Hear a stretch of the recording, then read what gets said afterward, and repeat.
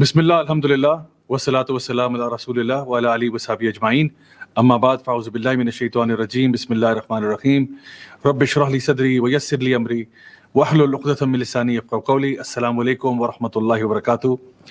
بہت بہت شکریہ آپ سب کے ٹیون ان کرنے کا۔ ہمارا یہ بہت ہی خاص پروگرام چل رہا ہے رمضان کے اس بابرکت مہینے میں، جس کا نام قرآن تفسیر ہے، اور اس میں ہم لوگ 30واں پارہ جو ہے اس کی تفسیر کور کر رہے ہیں۔ آج جو ہے الحمدللہ قرآن مجید کی تمام صورتوں میں سے ایک بہت ہی خوبصورت، بہت ہی پیاری سورہ سورۃ الضحیٰ ہے، جس کو ہم آج کور کریں گے۔ ویسے تو قرآن کی ہر ایک سورت، ہر ایک آیت ہی بہت زبردست ہے، لیکن یہ سورہ جو ہے میں خاص طور پر اس لیے اس کو خوبصورت کہہ رہا ہوں کیونکہ اکثر لوگ جو لائف میں ڈپریشن سے گزر رہے ہوتے ہیں، لائف میں سیڈنس سے گزر رہے ہوتے ہیں، ان کے لیے میں سمجھتا ہوں یہ سورہ جو ہے نا ایک رے آف ہوپ ہے، ایک امید کی ایسی کرن ہے کہ جو ان کو یہ بتاتی ہے کہ سب کچھ ٹھیک ہو جائے گا، سب کچھ ٹھیک ہو جائے گا۔ تو انشاءاللہ جو بھی آپ لوگوں میں سے ایسے لوگ ہیں جو کہ تھوڑا سا ڈپریشن میں کبھی چلے جاتے ہیں، یا کبھی کبھار غم کا شکار ہو جاتے ہیں، یا کبھی اداس ہو جاتے ہیں، تو یہ سورہ پھر خاص طور پہ آپ لوگوں کے لیے۔ تو انشاءاللہ بغیر کسی اور ٹائم کو ویسٹ کیے ہوئے ہم آغاز کرتے ہیں۔ یہ سورہ جو ہے یہ ایک مکی سورہ ہے، اور اس کے پیچھے اس کا ایک کانٹیکسٹ ہے، یعنی اس سورہ کو پڑھنے سے پہلے اس کے پیچھے ایک سٹوری ہے، وہ آپ کو سننا ضروری ہے۔ وہ یہ ہے کہ یہ وہ وقت ہے جس کو بولتے ہیں فترۃ الوحی۔ یہ وہ ٹائم ہے ارلی مکن پیریڈ کا، جہاں پہ ایک وقت ایسا آیا جب نبی کریم صلی اللہ علیہ وسلم کے اوپر جو وحی کے آنے کا سلسلہ تھا وہ ٹیمپریرلی اس پہ پاز لگ گیا، ٹیمپریرلی اس کو ہولڈ کر لیا گیا۔ اب جب نبی کریم صلی اللہ علیہ وسلم کے پاس سورہ مزمل آ رہی ہے، سورہ مدثر آ رہی ہے، اقرا بسم ربک الذی خلق، ان کے بعد ہی کچھ ایسا ٹائم پیریڈ آیا جب وحی کا سلسلہ رک گیا۔ اچھا، اس ٹائم تک نبوت کا اعلان تو ہو چکا ہے، نبی کریم صلی اللہ علیہ وسلم اپنی بات لوگوں تک پہنچانا بھی چاہ رہے ہیں، اور اس وقت کافی حد تک اکیلے ہیں کیونکہ دین کے اندر بہت تھوڑے لوگ داخل ہو چکے ہیں۔ تو امام احمد جو ہیں رحیم اللہ، وہ اس کو مینشن کرتے ہیں کہ یہاں تک بات پہنچ گئی کہ نبی کریم صلی اللہ علیہ وسلم بیمار ہو گئے اور رات کو قیام اللیل کے لیے نہ اٹھ سکتے تھے، یعنی ایسے واقعات بھی ہوئے کہ آپ صلی اللہ علیہ وسلم کی بیماری کا عالم یہ ہو گیا کیونکہ آپ اس بات کو بہت دل پر لے رہے تھے کہ وحی کا سلسلہ کس طرح منقطع ہو گیا۔ اچھا، یہ کیوں ہوا یہ میں آپ کو سارا سمجھاتا ہوں انشاءاللہ، اس کے پیچھے کیا بات ہے۔ اچھا، پھر یعنی ان کے جو نیبرز میں ابو لہب رہتا تھا، جو آپ کا چچا تھا، اس کی جو بیوی ہے جمیل، وہ نبی کریم صلی اللہ علیہ وسلم کو مستقل چھیڑتی تھی، تانے دیتی تھی کہ لگتا ہے کہ تمہارا شیطان جو ہے تمہیں چھوڑ کے چلا گیا، یعنی کہ معاذ اللہ ثم معاذ اللہ۔ اس کا کہنا یہ تھا کہ جو تمہارے پاس جو چیزیں آ رہی تھیں نا، یہ تمہاری تو ہو نہیں سکتی تھیں، تو یقیناً یہ کسی نعوذ باللہ کسی شیطان کی طرف سے آ رہی تھیں، کیونکہ نبی کریم صلی اللہ علیہ وسلم تو امی تھے، ان کو لکھنا پڑھنا نہیں آتا تھا، تو پھر یہ کیسے ہو گیا کہ آپ یہ آیات تلاوت کر کے ان کو سنا رہے ہیں۔ اور اس نے کہا کہ لگتا ہے تمہارا شیطان تمہیں چھوڑ کے چلا گیا، اور ان کا بہت ہی ایک مذاق اڑانے والے انداز میں یہ کہا۔ نبی کریم صلی اللہ علیہ وسلم کو خود بھی اس بات کا احساس تھا کہ آخر یہ وحی کا سلسلہ کیسے رک گیا، ہوا کیا پیچھے۔ تو جب وحی آتی تھی لوگوں کو پتہ چلتا تھا کہ وحی آئی ہے، اور اب لوگوں کو معلوم نہیں تھا کہ کیوں یہ وحی کا سلسلہ رک گیا۔ جو لوگ یعنی آپ صلی اللہ علیہ وسلم پر ایمان لا بھی رہے تھے، وہ بھی اس بات میں کچھ دیر کے لیے تو شک میں مبتلا ہوئے ہوں گے کہ بھئی یہ سلسلہ آخر رکا کیوں۔ اور سب سے بڑی بات یہ کہ نبی کریم صلی اللہ علیہ وسلم کو خود اس بات کا احساس تھا کہ شاید مجھ سے کوئی غلطی ہوئی یا کوئی میرے سے کوتاہی ہوگی، کیونکہ جو انسان بھی ایک اچھی صفت والا ہوتا ہے، ایک اچھے کردار والا ہوتا ہے نا، وہ ہمیشہ سب سے پہلے اپنے آپ کو بلیم کرتا ہے۔ یعنی کوئی بھی چیز معاشرے میں جب ہوتی ہے نا، تو وہ سوچتا ہے کہ میں اس کا قصوروار تو نہیں ہوں، کیا میری وجہ سے تو ایسا نہیں ہو رہا۔ تو نبی کریم صلی اللہ علیہ وسلم جن کا سب سے اچھا اخلاق اور کردار تھا، یقیناً انہوں نے سب سے پہلے اس بات کو اپنے اوپر دیکھا کہ کیا میرے سے کوئی غلطی ہو گئی، میں نے دین کی بات کہنے میں کوئی کوتاہی ہو گئی کہ یہ وحی کا سلسلہ رک گیا۔ لیکن یقیناً یہ اللہ کی طرف سے ایک آزمائش تھی، یہ دیکھنے کے لیے کہ نبی کریم صلی اللہ علیہ وسلم جو ہیں وہ اپنے اس ایمان پہ، اپنے اس دعوے میں کتنے حد تک مضبوط ہیں، اور جو ان کو فالو کرنے والے ہیں وہ کتنے زیادہ مضبوط ہیں۔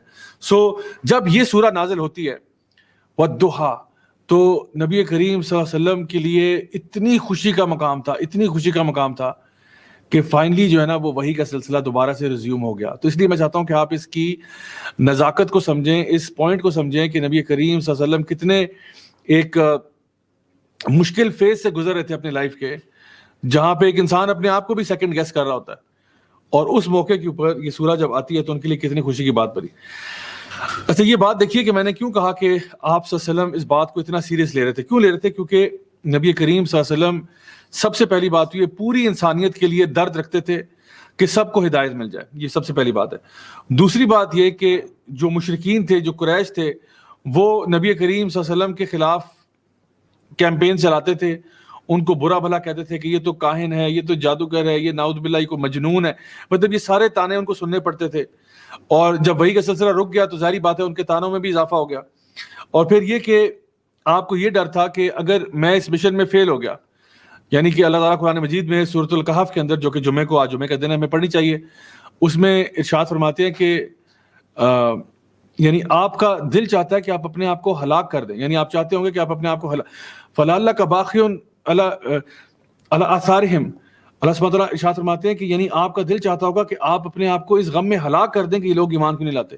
تو نبی کریم صلی اللہ علیہ وسلم کو اس بات کا بہت دکھ تھا کہ میں اپنے لوگوں سے, یہ میرے لوگ ہیں, مکہ کے لوگ یہ میرے لوگ ہیں, میں ان تک دین کی بات پہنچا رہا ہوں, یہ کیوں قبول نہیں کر رہے. تو اس وجہ سے آپ کو یہ محسوس ہوتا تھا کہ میں تو ان سے حق بات کر رہا ہوں, میں نہ ان سے پیسے مانگ رہا ہوں, نہ ان سے کوئی دولت مانگ رہا ہوں, کچھ نہیں چاہتا میں ان سے, لیکن پھر بھی لوگ جو ہیں وہ بات نہیں مانتے. اور پھر شاید ان کو یہ بھی تھا کہ یا میرے میسج کنوے کرنے میں کوئی کمی رہ گئی ہے کہ وحی کا سلسلہ رک گیا, یعنی پہلے وحی آ رہی تھی پھر رک گئی, کیا وجہ ہوئی, تو شاید میں نے کمیونیکیٹ صحیح طریقے سے نہیں کر پا رہا, یا اپنے اندر کوئی اور ایسی چیز تلاش کرنا کہ مجھ سے کوئی غلطی ہو رہی ہے جس کی وجہ سے شاید اللہ مجھ سے ناراض ہو گیا, شاید اللہ مجھ سے ناراض ہے, شاید اللہ مجھے اب پسند نہیں کرتا. ہاں اللہ نے مجھے چنا تو تھا, مجھے غار حرا میں وحی آئی تھی, لیکن شاید مجھ سے کچھ غلطی ہو گئی ہے, کوئی خطا ہو گئی ہے جس کی وجہ سے اب وحی کا سلسلہ رک گیا. سو نبی کریم صلی اللہ علیہ وسلم کے دل و دماغ پہ یہ بہت بڑا بوجھ تھا. یعنی خاص طور پہ اس انسان کے بارے میں سوچیں جو اتنا حساس ہو لوگوں کے معاملے میں, اپنے معاملے میں, وہ کتنا اس بات کو فیل کرے گا کہ میرے اوپر وحی کا سلسلہ کیوں روک دیا گیا. تو یہ چیز اب میں سمجھتا ہوں کہ تمام لوگ جو بھی دین کا کام کر رہے ہیں ان کے لیے بھی بڑی ضروری ہے کہ اگر ہماری لائف میں کبھی کوئی مشکلیں آتی ہیں, کسی کی لائف میں, خاص طور پہ وہ لوگ جو کہ اللہ تعالیٰ کے دین کا کام کر رہے ہیں, اللہ تعالیٰ کے دین کی بات دوسروں تک پہنچانا چاہتے ہیں, جب لائف میں کوئی مشکلیں آتی ہیں, پریشانیاں آتی ہیں, تو پھر خاص طور پہ نا ہمیں یہ سورہ پڑھنی چاہیے اور اس کو سمجھنا چاہیے. تو انشاءاللہ ہم اس غم سے, ڈپریشن سے باہر نکل آئیں گے. اللہ سبحانہ تعالیٰ نبی کریم صلی اللہ علیہ وسلم سے بہت زیادہ محبت کرتے تھے اور کرتے ہیں, اور سب سے زیادہ بلکہ محبوب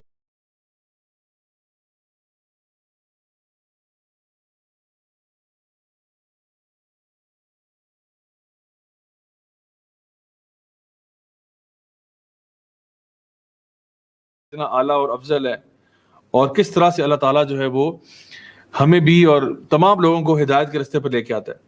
تو یہ سورہ جو اس کا آغاز ہوتا ہے وَالضُّحَىٰ, ایک قسم کے ساتھ. وَالضُّحَىٰ, دحا کہتے ہیں یعنی صبح کی جو ٹائم ہوتا ہے, ارلی مارننگ میں جب روشنی نکلتی ہے تو اس کو دحا کہتے ہیں. تو یہ وہ ٹائم ہوتا ہے جب فجر کی نماز کے بعد کا وقت, جب سورج طلوع ہوتا ہے, اور یہ وہ وقت ہے جب تمام دنیا جو ہے نا وہ حرکت میں آ جاتی ہے. پہلے سارے لوگ سوئے ہوئے تھے, ہر بندہ ریسٹ کی سٹیٹ میں تھا, جانور ہوں, چرند پرند ہو, لیکن جیسے یہ دحا کا ٹائم آتا ہے نا تو اس میں کیا ہوتا ہے کہ ایک دم سے ہسل بسل ہو جاتی ہے, چڑیاں چہچہانے لگتی ہیں, پرندے اپنے کام پہ نکل جاتے ہیں, لوگ بھی جو ہے وہ کوئی اسکول جا رہا ہے بچہ, کوئی آفس جا رہا ہے, ایک دم سے چہل پہل شروع ہو جاتی ہے. تو یہ جو دحا کا وقت ہے یہ بڑا ہی خوبصورت ٹائم ہوتا ہے جب دن کا آغاز ہوتا ہے اور لوگ اپنے کام کی طرف جاتے ہیں, اور یہ خوشی کا وقت ہوتا ہے, ایک بڑا خوبصورت ٹائم ہوتا ہے کہ اب رات کا اندھیرا چلا گیا اور اب صبح کی روشنی آ گئی. اور بالکل نبی کریم صلی اللہ علیہ وسلم کے لیے بھی یہ سورہ جو ہے یہ الضحیٰ ہی تھی. یعنی جس یعنی تکلیف سے آپ گزر رہے تھے, جس پریشانی سے آپ گزر رہے تھے, یہ سورہ جب نازل ہوئی تو یہ واقعی میں ان کے لیے ایسے بن گئی جیسے کہ رات کا اندھیرا ختم ہو گیا اور صبح ہو گئی, ایک دم سے سورج کی روشنی پھیل گئی اور ایک دم سے انسان ریلیکس ہو گیا. والضحیٰ. اور اس میں چھوٹی سی بات ایڈ کرتا جاؤں کہ ایک دحا کی ایک صلاۃ الضحیٰ بھی ہوتی ہے نا, یعنی اس کو ہم لوگ جو دحا پریئر کہتے ہیں, یہ نماز جو ہے یہ صبح فجر کی نماز کے بعد پڑھی جاتی ہے. یعنی فجر کی نماز کا ٹائم جب نکل جاتا ہے اور جب سورج نکل آتا ہے باہر, تو سورج کے نکلنے کے بعد سے لے کر ظہر کی نماز سے پہلے پہلے اس کو پڑھا جا سکتا ہے. صحیح مسلم کی حدیث کے مطابق جو ہے اس کی 2 رکھتے ہیں, کم از کم 2 رکھتے ہیں. ویسے تو 4 بھی پڑھی جا سکتی ہیں اور نبی کریم صلی اللہ علیہ وسلم نے 4 سے زائد بھی پڑھی ہیں, لیکن بہرحال جو معمول بتایا گیا وہ یہ ہے کہ 2 رکعتیں کم از کم پڑھنی چاہیے دوحا پریئر کی یا صلاۃ الضحیٰ کی. اور اگر ویسے اگر ہم دیکھیں عام طور پہ 4 رکعتوں کا کہا جاتا ہے. بخاری مسلم کی حدیث بھی ہیں. ایک حدیث جو کہ سیدنا ابو ہریرہ رضی اللہ عنہ کی ہے, انہوں نے فرمایا کہ مجھے میرے حبیب نے, یعنی نبی کریم صلی اللہ علیہ وسلم کی بات کریں, انہوں نے مجھے 3 چیزوں کی نصیحت کی تھی. ایک یہ کہ مہینے کے 3 روزے رکھا کرو, یعنی 3 جو بیچ کے ایام ہوتے ہیں 13, 14, 15 وہ روزہ رکھا کرو, اور یہ صلاۃ الضحیٰ کی 2 رکعتیں پڑھا کرو, اور وتر جو ہے وہ سونے سے پہلے پڑھ لیا کرو. تو یہ 3 نصیحتیں جو ہیں یہ سیدنا ابو ہریرہ جو ہے رضی اللہ عنہ کو نبی کریم صلی اللہ علیہ وسلم نے کی تھیں. یہ حدیث بخاری اور مسلم دونوں میں پائی جاتی ہے. بہرحال یہ نماز کا فائدہ کیا ہے؟ اس کا فائدہ یہ ہے کہ نبی کریم صلی اللہ علیہ وسلم کی حدیث صحیح مسلم کی آپ نے فرمایا کہ ہر انسان کا جو جوڑ ہے نا جسم میں, ہر جوڑ کا ایک صدقہ ہوتا ہے جو دینا لازمی ہوتا ہے. یعنی آپ کے باڈی میں جتنے بھی جوائنٹس ہیں ان جوائنٹس کا صدقہ ہوتا ہے. ہر دفعہ جب آپ سبحان اللہ کہتے ہیں وہ ایک صدقہ ہوتا ہے, ہر دفعہ جب آپ الحمدللہ کہتے ہیں وہ ایک صدقہ ہوتا ہے, جب آپ لا الہ الا اللہ کہتے ہیں وہ بھی ایک صدقہ ہوتا ہے, جب آپ اللہ اکبر کہتے ہیں وہ بھی صدقہ ہوتا ہے. اور ان سارے صدقوں کو, اور جب بھی آپ امر بالمعروف کرتے ہیں نہی منکر کرتے ہیں, یہ بھی صدقہ ہوتا ہے. یعنی ہر جوائنٹ کے اوپر نا ایک صدقہ ڈیو ہوتا ہے. جب بھی آپ صبح اٹھتے ہیں تو آپ کے صدقہ ڈیو ہے, کیونکہ اللہ تعالیٰ نے آپ کو ماشاءاللہ ہیلدی رکھا ہے, فٹ رکھا ہے, اب اس کا صدقہ دیں آپ. تو ہر الحمدللہ, اللہ اکبر, لا الہ الا اللہ, یہ سارے کے سارے صدقے, نیکی کے حکم دینا, برائی سے روکنا, یہ بھی صدقہ ہے. لیکن آپ نے فرمایا صلی اللہ علیہ وسلم نے کہ ان ساروں کو, یہ ساری چیزیں ایک طرف, اور یعنی جو صلاۃ الضحیٰ ہے اس کی 2 رکعتیں جو ہے وہ ایک طرف ہیں. یعنی کہ اگر آپ صرف یہ سارا صدقہ آپ پے کر سکتے ہیں, کس طرح سے؟ صرف 2 رکعت صلاۃ الضحیٰ کے پڑھ لو. یہ صحیح مسلم کی حدیث ہے.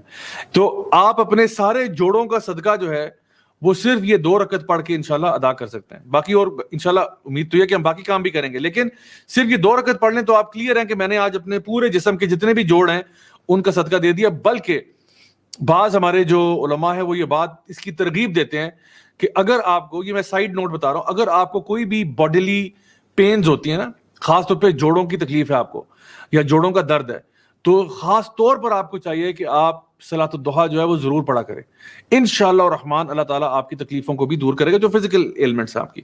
بہرحال اس کے علاوہ بھی اس کے بہت سارے فوائد ہیں. اللہ تعالیٰ ہم سب کو توفیق عطا فرمائے کہ ہم لوگ انشاءاللہ صلاۃ الضحیٰ جو ہے اس کا باقاعدہ طور پر اہتمام کیا کریں. ایک اور حدیث میں ایڈ کر دیتا ہوں یہاں پہ, جو کہ ترمذی میں ہے اور دیگر جو ہے نا کتب میں بھی پائی جاتی ہے, جہاں پہ آپ صلی اللہ علیہ وسلم نے ارشاد فرمایا کہ جو شخص بھی فجر کی نماز پڑھتا ہے اور پھر اپنی اسی جگہ پر بیٹھا رہتا ہے, یعنی جو بندہ بھی فجر کی نماز پڑھتا ہے پھر اسی جگہ پر بیٹھا رہتا ہے, اور حتیٰ کہ صبح یعنی سورج طلوع ہو جاتا ہے, پھر اس کے بعد وہ 2 رکعت پڑھتا ہے, تو اس کے لیے وہ ثواب ہے جو حج اور عمرے کا ہے, مکمل مکمل مکمل. یعنی جو شخص بھی صبح فجر کی نماز سے, یعنی یہ ویسے تو باجماعت نماز کی بات ہے, لیکن انشاءاللہ ہم امید کرتے ہیں کہ جو خواتین گھر میں بھی نماز پڑھتی ہیں ان کے لیے بھی ایسے ہوگا. یعنی جو بندہ فجر کی نماز باجماعت پڑھتا ہے اور نماز پڑھنے کے بعد ادھر ہی اپنی جگہ پر بیٹھا رہتا ہے, ذکر کرتا رہتا ہے, سبحان اللہ, الحمدللہ, اللہ اکبر, لا الہ الا اللہ, قرآن کی مطلب تلاوت کرتا ہے, دعائیں مانگتا ہے, جو بھی کرتا رہے, اور حتیٰ کہ سورج نکل آئے اور پھر وہ کیا کرتا ہے کہ 2 رکعت پڑھتا ہے صلاۃ الضحیٰ کے, تو الحمدللہ اس کے لیے حج اور عمرے کا ثواب لکھا جاتا ہے. اس کا یہ مطلب نہیں ہے کہ اب اس کے اوپر حج اور عمرہ کی فرضیت ختم ہو گئی ہے, نہیں, وہ تو رہے گا, وہ تو اس نے ایکچوئل تو کرنا ہی ہے جب بھی اس کو توفیق ہو انشاءاللہ, لیکن اجر و ثواب کے اعتبار سے اس کو پورا پورا اجر ملتا ہے. تو الحمدللہ میں سمجھتا ہوں کہ ہمیں یہ چیز کا بھی اہتمام کرنا چاہیے, اگر ہر روز نہیں تو اکثر اس چیز کو ہمیں اہتمام کرنا چاہیے. تو اللہ سبحانہ تعالیٰ نے ارشاد فرمایا وَالضُّحَىٰ وَاللَّيْلِ إِذَا سَجَىٰ, سو پہلے ضحیٰ کا ذکر ہوا جو صبح کا ٹائم جب ہوتا ہے اور ہر چیز میں چہل پہل پیدا ہوتی ہے, وَاللَّيْلِ إِذَا سَجَىٰ, اور رات کی قسم جب وہ اس کا اندھیرا جو ہے وہ ایک سکون کی کیفیت طاری کر دیتا ہے. پچھلی صورتوں میں ذکر ہوا تھا وَاللَّيْلِ إِذَا يَغْشَاهَا یا وَاللَّيْلِ إِذَا يَغْشَىٰ, تو رات جب وہ ڈھانپ لیتی ہے, کپڑے کی طرح لپیٹ لیتی ہے آپ کو. یہاں پہ ذکر ہو رہا ہے اذا سجا, سجا کا مطلب ہے یعنی جب چیز رک سی جاتی ہے, تھم جاتی ہے, سکون آ جاتا ہے. تو رات جب آتی ہے نا تو سکون کی کیفیت آ رہی ہو جاتی ہے, تمام مخلوق سونے کی تیاری کر رہی ہوتی ہے, خاموشی ہو جاتی ہے, لوگوں کے کام ختم ہو جاتے ہیں, دکانیں بند ہو جاتی ہیں, مطلب آہستہ آہستہ نا ہر چیز شٹ ڈاؤن کی طرف جا رہی ہے. تو اللہ تعالیٰ کہتے ہیں وَاللَّيْلِ إِذَا سَجَىٰ. تو اب دیکھیں کہ دن کا جو وقت کی بات کی گئی وہاں پہ آپ کو ایکٹیویٹی نظر آ رہی ہے, رات کے وقت نظر آ رہا ہے کہ رات کی کا ایک سکون ہے, جہاں پہ یعنی آپ دیکھیں کہ 2 ڈفرنٹ اسٹیٹس ہیں, دونوں اپوزٹ ہیں, لیکن دونوں کا ساتھ ذکر کیا جا رہا ہے. بعض علماء نے کہا کہ یہ شاید اس کی طرف مراد جو ہے وہ دنیا اور آخرت بھی ہے, کہ ایک جو ہے وہ دنیا کی زندگی ہے, ایک آخرت کی زندگی ہے, کہ آخرہ جو ہے وہ دوحا کی طرح آپ کو نظر آئے گی اور دنیا جو ہے وہ ظلمت کی طرح اندھیرا ہے. بہرحال واللہ عالم دونوں چیزیں ہو سکتی ہیں انشاءاللہ. آگے فرمایا ما ودعک ربک وما قلی. اللہ اکبر کبیرہ. اللہ سبحانہ وتعالی فرماتے ہیں ما ودعک, نہیں تمہیں الوداع کہا. وداع یعنی کہتے ہیں الوداع, تو وداع کا تمہیں خدا حافظ نہیں کہا, ربک کا تمہارے رب نے, وما قلا, قلا کہتے ہیں نفرت کرنے کو, نہ تم سے اللہ تعالیٰ نفرت کرتا ہے. یعنی یہ سورہ جو ہے نا یہ خاص طور پر نبی کریم صلی اللہ علیہ وسلم کے لیے, کہ اللہ تعالیٰ نے نہ تو تمہیں خدا حافظ کہہ دیا ہے, تمہیں خیر بات کہہ دیا ہے, تمہیں الوداع کہہ دیا ہے کہ بس اب اللہ تعالیٰ تم سے دوبارہ بات نہیں کرے گا, نہ یہ معاملہ ہے فترۃ الوحی کے بعد, اور نہ ہی یہ کہ اللہ تم سے نفرت کرتا ہے. اچھا, اللہ تعالیٰ نے فرمایا کہ اللہ نفرت نہیں کرتا, وما قلا, تو اللہ تعالیٰ نفرت نہیں کرتا. اچھا, نفرت نہیں کرتا تو کیا اس کا یہ مطلب ہے کہ نفرت نہیں کرتا تو چلو ویسے, کیونکہ نفرت تو بہت بری چیز ہے نا, یعنی اس سے کم کچھ کرتا ہوگا؟ نہیں, ایسی بات نہیں ہے. عربی زبان میں جب کسی چیز کے آگے لا یا ما لگ جاتا ہے نا تو اس کا اپوزٹ مراد ہوتا ہے. جیسے اللہ سبحانہ وتعالیٰ فرماتے ہیں نا کہ فار ایگزامپل آتا ہے کہ لا یحب الظالمین, اللہ لا یحب الظالمین, اللہ تعالیٰ ظالمین سے محبت نہیں کرتا. اللہ تعالیٰ ظالموں سے محبت نہیں کرتا. تو محبت نہیں کرتا کا کیا مطلب ہوا؟ محبت نہیں کرتا. اچھا, محبت نہیں کرتا تو کیا اس سے کم کوئی چیز کرتا ہے؟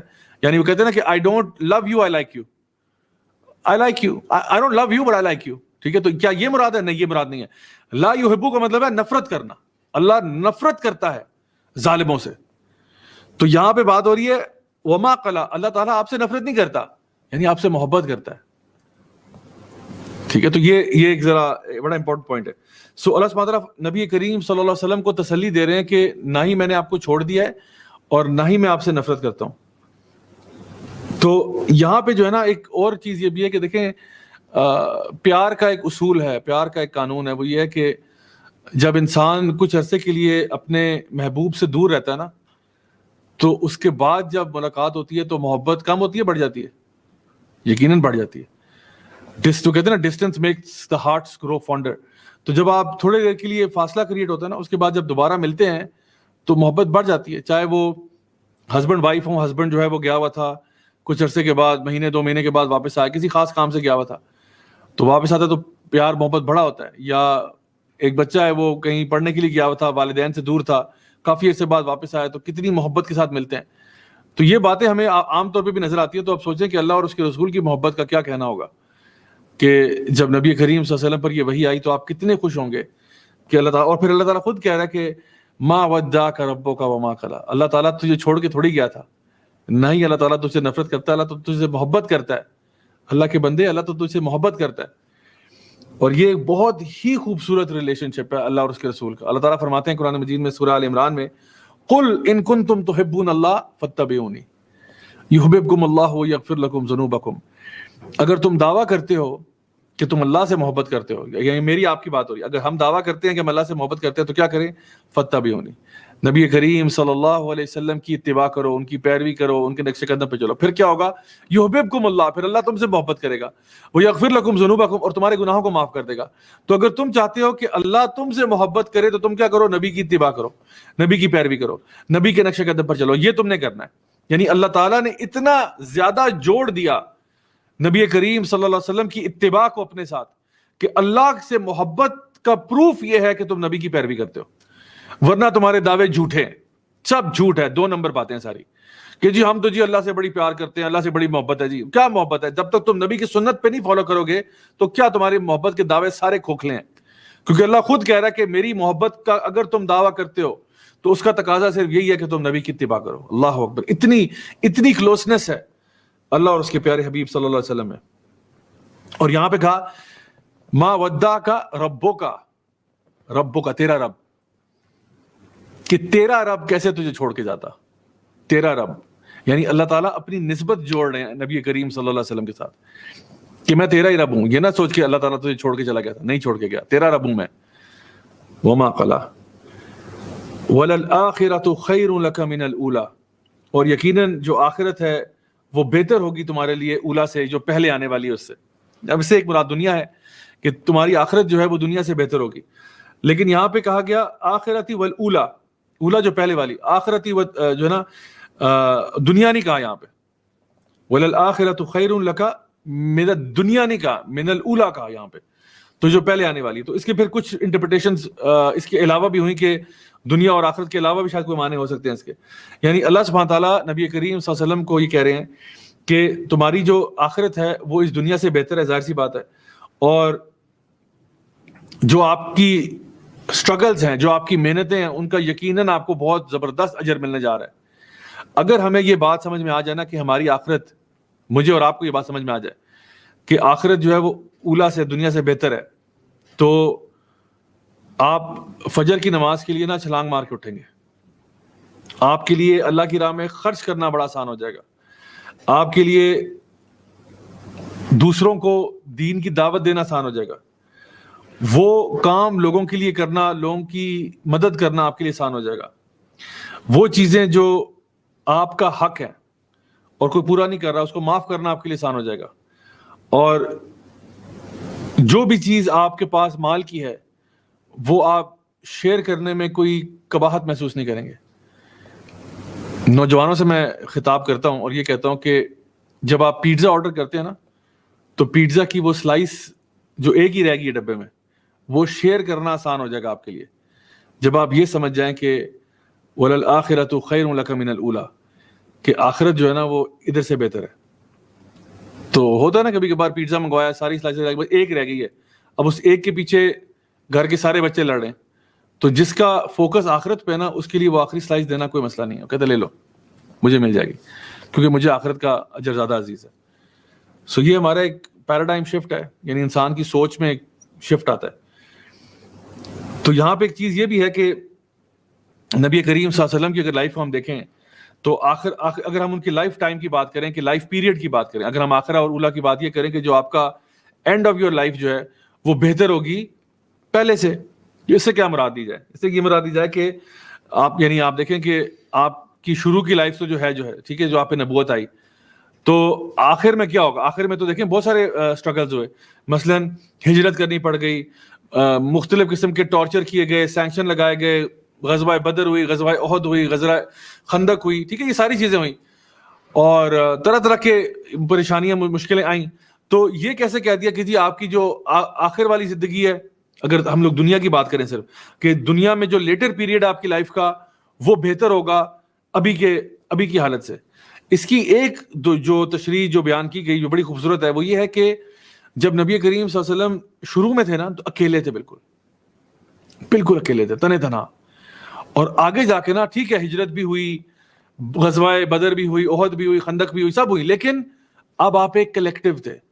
تو پرابلمز کو ایک ساتھ مل کے فیس کرنا آسان ہوتا ہے بنسبت اکیلے فیس کرنا.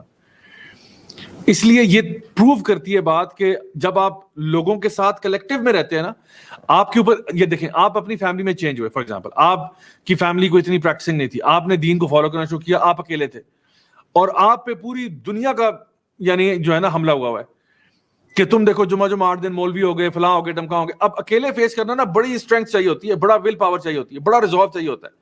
لیکن جب آپ محنت کرتے ہیں, اسٹرگل کرتے ہیں, اللہ تعالیٰ آپ کی فیملی میں کسی اور کو بھی پیدا کر دیتا ہے, اس طرح کا بندہ جو آپ کی سوچ کے ساتھ میچ کرتا ہے, جو واقعی میں اللہ تعالیٰ کے احکامات کو فالو کرنا چاہتا ہے, جو نبی کریم صلی اللہ علیہ وسلم کی سنت کو فالو کرنا چاہتا ہے. تو اب ایک اور ایک 11 ہو گئے آپ, پھر ایک اور بندہ فیملی میں چینج ہوا, پھر ایک اور چینج ہوا. الحمدللہ اب آپ کو اسٹرینتھ مل رہی ہے, اور اب جو بھی پرابلمز اور ڈیفیکلٹیز آئیں گی نا, وہ پہلے کی طرح نہیں ہوگی, کیونکہ پہلے تو آپ اکیلے تھے.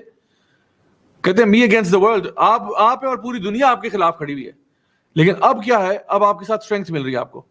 سو ایک معنی اس کے یہ بھی ہے کہ آپ کی جو آخر کی زندگی ہے اس میں یعنی بشارت دی جا رہی ہے کہ آپ کو سپورٹرز ملیں گے. ابھی آپ کے ساتھ ہو سکتا ہے کوئی سپورٹر نہ ہو, آپ کے ساتھ بہت تھوڑے لوگ ہیں, لیکن آگے جا کے آپ کو بہت زبردست سپورٹ ملنے جا رہی ہے. یعنی گروپ کے ساتھ رہنا جو ہے نا, وہ اکیلے رہنے سے بہتر ہوتا ہے, اگر وہ گروپ آپ کو خیر کی طرف لے جا رہا ہے. سو اسی لیے یہاں پہ ارشاد فرمایا گیا وَلَلْآخِرَةُ خَيْرٌ لَكَ مِنَ الْأُولَىٰ. اچھا, آپ دیکھیں کہ ہم لوگ ویسے بھی سب سے بڑی بات تو یہ ہے کہ ہم سارے نبی کریم صلی اللہ علیہ وسلم کی امتی ہیں, اور جب تک دنیا سلامت ہے, جب بھی ہم کوئی بھی نیک کام کریں گے اس کا سارا کریڈٹ کس کو جائے گا؟ نبی کریم صلی اللہ علیہ وسلم کو، کیونکہ ان کی تعلیمات پہ ہم عمل کر رہے ہیں۔ جو بھی بندہ نماز پڑھتا ہے اس کو ثواب ملتا ہے، لیکن ثواب نبی کریم صلی اللہ علیہ وسلم کو بھی ملتا ہے، کیونکہ نماز سکھائی انہوں نے۔ جو بندہ بھی صدقہ کرتا ہے اس کو ثواب ملتا ہے، لیکن ثواب نبی کریم صلی اللہ علیہ وسلم کو بھی ملتا ہے۔ جو بندہ بھی دعوت دین کرتا ہے اس کو ثواب ملتا ہے، لیکن نبی کریم صلی اللہ علیہ وسلم کو بھی ملتا ہے، کیونکہ ان سے ہم نے یہ چیز سیکھی ہے۔ وَلَلْآخِرَةُ خَيْرٌ لَكَ مِنَ الْأُولَىٰ، آپ کی جو آخرت ہے وہ دنیا سے تو بہت بہتر ہوگی انشاءاللہ۔ وَلَسَوْفَ يُؤْتِيكَ رَبُّكَ فَتَرْضَىٰ، اور یقیناً تیرا رب تجھے خوش کر دے گا جہاں کہ تو بالکل راضی ہو جائے گا۔ وَلَسَوْفَ، بہت جلد، يُؤْتِيكَ یعنی اللہ تعالیٰ تجھے عطا فرمائے گا حتیٰ کہ تو راضی ہو جائے گا۔ اللہ تجھے عطا فرمائے گا اور تو راضی ہو جائے گا۔ اچھا، یہ سبحان اللہ کتنی زبردست آیت ہے کہ بشارت دی جا رہی ہے کہ تو راضی ہو جائے گا، meaning that you will have a happy ending, تیری اینڈنگ ہیپی ہوگی، you will have a happy ending. مجھے اور آپ کو اگر یقین ہو جائے کہ ہماری ہیپی اینڈنگ ہوگی لائف کی، بشارت نہیں ہے؟ کتنی بڑی بشارت ہے۔ مطلب میری جو لائف سٹوری ہے، اگر میری لائف کو ایک کتاب کی شکل دی جائے اور مجھے کوئی پہلے سے بتا دے، جیسے اکثر بچے ہوتے ہیں نا جنہوں نے کتاب پڑھی ہوتی ہے اور ان کو بڑا شوق ہوتا ہے جلدی سے اس کے سپوائلرز بتانے کا، تو بتاتے ہیں اچھا اینڈ میں وہ مر جاتا ہے۔ یعنی کبھی کبھار نا بچے اپنے جذبات میں بتا دیتے ہیں کہ اچھا اینڈ میں نا وہ باتیں پہ مر جاتا ہے، تو آپ کہتے ہیں یار میں نے کتاب پڑھنی تھی، آپ نے پہلے ہی بتا دیا، یا کوئی فلم ہوتی ہے، کوئی ڈرامہ ہوتا ہے، پہلے ہی اس کی اینڈنگ بتا دیتے ہیں۔ تو میں یہ کہہ رہا ہوں اگر مجھے اور آپ کو یہ پتا چل جائے کہ ہمارا اینڈنگ میں نا ہیپیلی ایور آفٹر ہوگا، کتنے ہم ریلیکس ہو جائیں گے، کتنے ہم کہیں گے بھائی اب دنیا کی جو مصیبت آ رہی ہے میں سہ لوں گا، کیونکہ مجھے پتا چل گیا ہے کہ میرا اینڈ اچھا ہوگا، اینڈ اچھا ہوگا۔ In the end I will become the winner, I will win. اللہ سبحانہ تعالیٰ نبی کریم صلی اللہ علیہ وسلم کو ارشاد فرما رہے ہیں وَلَسَوْفَ يُؤْتِيكَ رَبُّكَ فَتَرْضَىٰ، اللہ تعالیٰ تجھے عطا فرمائے گا اور تو راضی ہو جائے گا۔ یعنی آپ دیکھیں کہ دنیا میں تو انسان کبھی کنٹینٹ ہوتا نہیں ہے، دنیا میں تو انسان کبھی راضی ہوتا نہیں ہے، لیکن اللہ تعالیٰ انسان کو نا آخرت میں راضی کر دے گا۔ دنیا میں تو وہی بات ہے کہ آپ ایک آدم کا بیٹا جو ہے وہ ایک سونے کا پہاڑ اس کو دو، وہ دوسرا مانگ رہا ہوتا ہے، لیکن قیامت والے دن اللہ تعالیٰ اتنا عطا فرمائے گا، اتنا عطا فرمائے گا کہ بندہ راضی ہو جائے گا۔ اور ابن عباس جو ہے رضی اللہ عنہما وہ فرماتے ہیں کہ یہ جو ہے وَلَسَوْفَ يُؤْتِيكَ رَبُّكَ فَتَرْضَىٰ، یہ نبی کریم صلی اللہ علیہ وسلم کی شفاعت بھی ہے، کیونکہ نبی کریم صلی اللہ علیہ وسلم نے یہ بات ارشاد فرمائی تھی کہ تمام انبیاء جو ہے نا ان کو دنیا میں کوئی نہ کوئی ایسی ایک دعا دی گئی جو ان کی جو ہے نا قبول کر دی گئی۔ یعنی صحیح بخاری اور مسلم کی حدیث ہے کہ تمام انبیاء جو ہیں ان کو دعا دی گئی جو کہ دنیا میں ان کی پوری ہو گئی، تو ایک دعا ایسی مانگو جو کہ پوری ہو جائے۔ کہتے ہیں میں نے اپنی دعا جو ہے نا وہ آخرت کے لیے بچا کے رکھی ہے، وہاں میں اللہ سے مانگوں گا۔ یعنی کہ آپ صلی اللہ علیہ وسلم کو اپنی امت کا کتنا احساس تھا، کتنا خیال تھا۔ آپ صلی اللہ علیہ وسلم ہم سے ملے نہیں، لیکن ہمارے بارے میں کتنے کنسرن تھے۔ آپ سوچ سکتے ہیں، دعا دنیا میں نہیں مانگی، کہا نہیں میں آخرت کے لیے بچا کے رکھوں گا کہ جو میرے فالوورز ہیں نا ان کو بچانے کے لیے اللہ سے دعا کروں گا۔ اللہ اکبر۔ لیکن یاد رکھیں یہ جو شفاعت کا کانسیپٹ ہے نا یہ اللہ کی رضا سے ہی ہوتا ہے۔ یعنی اس میں ایک آپ سمجھ لیں کہ کورٹ ہے، ایک جج ہے، ایک لائر ہے اور ایک جوری ہے۔ تو ایک عدالت ہے جو کہ قیامت کا دن ہے، ایک اس میں جج ہے جو فیصلہ کرے گا جو اللہ سبحانہ تعالیٰ کی ذات ہے، پھر اس میں وکیل بھی ہوتا ہے، ٹھیک ہے، اور جوری ہوتی ہے۔ تو خود سے وکیل بھی کچھ نہیں کر سکتا، خود سے جوری بھی کچھ نہیں کر سکتی، ایونچولی فیصلہ جج نے سنانا ہوتا ہے۔ تو شفاعت کا جو معاملہ ہے نا وہ یہ ہے کہ انہی کی، یعنی اللہ تعالیٰ، ہم نے سورہ نبا میں بھی یہ بات پڑھ چکے ہیں کہ اللہ انہی کو بولنے کی اجازت دے گا جن کو اللہ چاہے گا کہ ہاں اب تو بول، اور سفارش بھی اسی کی ہوگی جو سچ ہوگی، جھوٹی سفارش نہیں ہو سکتی کسی کی، کہ ایک بندہ انتہائی 2 نمبر آدمی تھا، اس کی سفارش کر رہے ہیں کہ جی جہنم سے نکال کے اس کو فلان لے جاؤ، نہیں، ایسا نہیں ہے۔ ابراہیم علیہ السلام اپنے والد کی سفارش نہیں کر پائیں گے، حالانکہ ابراہیم علیہ السلام کے والد ہیں نا، لیکن وہ کیا تھے، وہ شرک کرتے تھے، بت بناتے تھے، بیچتے تھے، تو وہ نہیں کر سکیں گے ان کی سفارش، بالکل صحیح حدیث میں آتا ہے۔ سو بہرحال نبی کریم صلی اللہ علیہ وسلم نے حضرت فاطمہ کو بھی یہ بات ارشاد فرمائی کہ او فاطمہ، میرے سے جو مانگنا ہے دنیا میں وہ مانگ لو، کیونکہ قیامت کے دن جو ہے نا میں اللہ تعالیٰ کے سامنے تمہاری مدد نہیں کر پاؤں گا۔